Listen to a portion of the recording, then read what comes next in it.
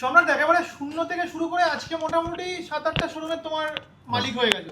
মালিক আমি না, তোমার প্রথমে ভুল, মালিক উপরওয়ালা, আমি তার রিপ্রেজেন্টেটিভ। আচ্ছা, আর মালিক হচ্ছে কাস্টমার।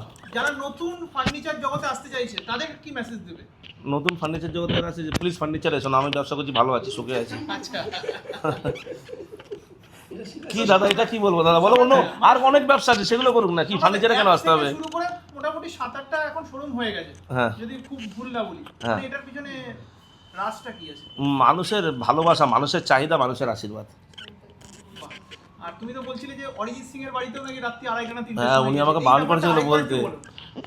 উনি আমাকে বারণ করেছে বলতে, আমার নাম নিও না এগুলো, সত্যি বলছি। উনি বাড়িতে মাল দিচ্ছে, এটাই আমার কাছে অনেক বিখ্যাত গায়ক, একদম এনার থেকে বল, পৃথিবীর সেরা গায়ক আমার কাছে, আমার অন্যান্য কাছে অনেক আছে, হ্যাঁ আমার কাছে পৃথিবীর সেরা গায়ক। এখন লাক্সারি লিভিং খেলার ময়দানে হ্যাঁ, ফার্নিচার, হ্যাঁ। এটা লাক্সারি লিভিং কি ড্রিম ছিল যে না, খেলার চারটে, ময়দানে দেখো আমি তো